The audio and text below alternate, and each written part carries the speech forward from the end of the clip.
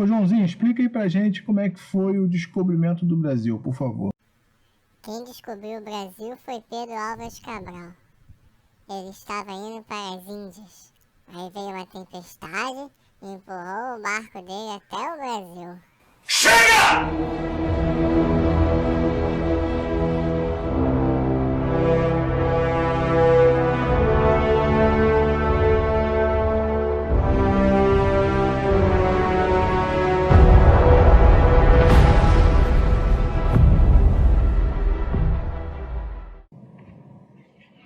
A expansão marítima portuguesa interessava a monarquia, que buscava o seu fortalecimento.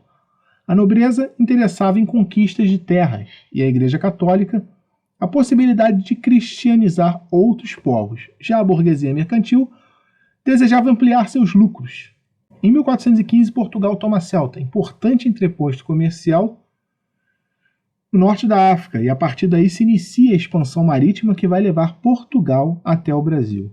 A chegada de Cabral não teria ainda sido um acaso, um desvio decorrente de problemas climáticos no Oceano Atlântico. Possivelmente, Vasco da Gama instruiu Cabral a desviar da costa africana para fugir das correntes marítimas contrárias no Golfo da Guiné. A passagem de Cabral pelo Brasil possivelmente serviu como uma ação para garantir a posse do território, garantindo aos portugueses através do que foi estipulado no Tratado de Tordesilhas. Nesse tratado era estabelecida uma linha imaginária localizada a 370 léguas a oeste da ilha de Cabo Verde, dividindo o mundo não europeu entre Portugal e Espanha.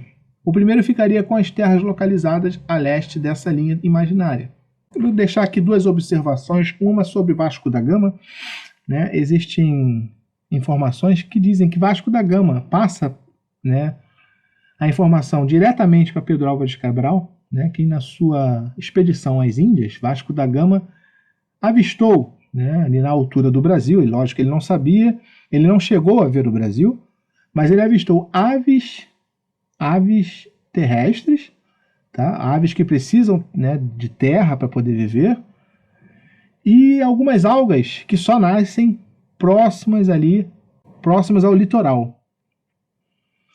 E outra informação é sobre Pedro Álvares Cabral. Pedro Álvares Cabral não era um navegador, ele nunca tinha navegado como comandante ou como qualquer coisa do tipo, não existe registro disso. Pedro Álvares Cabral era simplesmente um nobre.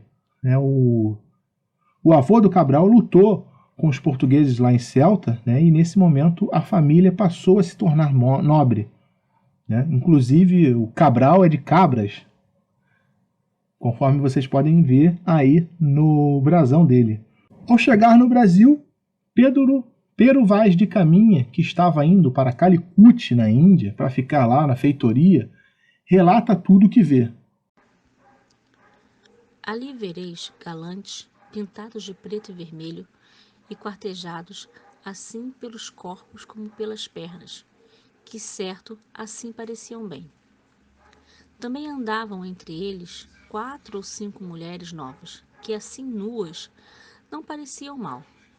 Entre elas andava uma com uma coxa do joelho até o quadril e a nádega, toda tingida daquela tinta preta, e todo o resto da sua cor natural. Outra trazia ambos os joelhos com as curvas assim tintas, e também os colos dos pés e suas vergonhas tão nuas, e com tanta inocência assim descobertas, que não havia nisso desvergonha nenhuma. A carta de Pero Vaz de Caminha foi levada ao conhecimento do então rei de Portugal, Dom Manuel I, por meio do navio de Gaspar Lemos, que deixou o Brasil em 2 de maio rumo a Lisboa. Depois de conferir o seu conteúdo, o monarca português classificou o documento como secreto, a fim de proteger a informação dos espanhóis. De acordo com o arquivo da Torre do Tombo, a carta está datada de Vera Cruz, primeiro nome do Brasil, como 1º de maio e assinada por Pero Vaz de Caminha, escrivão da feitoria de Calicut, enviado na armada de Pedro Álvares Cabral, o primeiro testemunho de uma realidade que mudou verdadeiramente a face da Terra. Mais adiante, no dia 26 de abril, foi celebrada a primeira missa em solo brasileiro, realizado pelo Frei Henrique de Coimbra.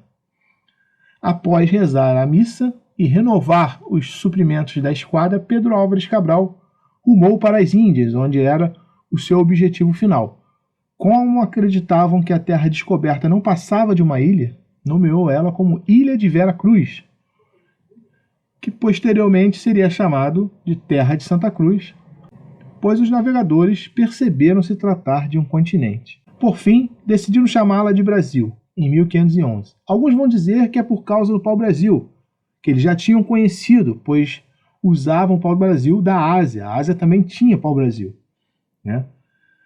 E existem outras histórias, como, por exemplo, a Ilha Rai-Brasil, que aparecia até mais ou menos 100 anos antes do descobrimento do Brasil nos mapas desenhados pelos cartógrafos. A Ilha Rai-Brasil é uma ilha que faz parte da mitologia celta. De tantos em tantos anos, né, surgiria essa ilha que seria um paraíso na Terra maravilhoso. E foi isso que eles pensaram também quando chegaram no Brasil, né, fizeram essa comparação. Então essa também pode ser uma origem aí do nome Brasil. Pessoal, uma curiosidade aí, tá? Os restos mortais de Pedro Álvares Cabral, eles estão aqui no Rio de Janeiro, tá? Ali no centro do Rio mesmo, na Igreja do Carmo. Tá? Vou estar colocando aqui as imagens da igreja para vocês, tá? A história dessa igreja é bem interessante. Se eu não me engano, ela data de 1600, mas ela recebeu muitas reformas, tá? Muitas reformas. Mas se você visitar o interior da igreja, se você entrar lá e tal, né? Se não me engano, no local até onde está os restos mortais do Cabral, né? Você encontra a parte da igreja de origem, tá? De 1600. Tá, é bem bacana esse passeio aí. Eu aconselho aí quem estiver pelo centro, às vezes de bobeira aí, visitar a igreja lá e conhecer um pouco da nossa história. Então é isso, meus queridos. Até a próxima. Falou! Jogada da partida.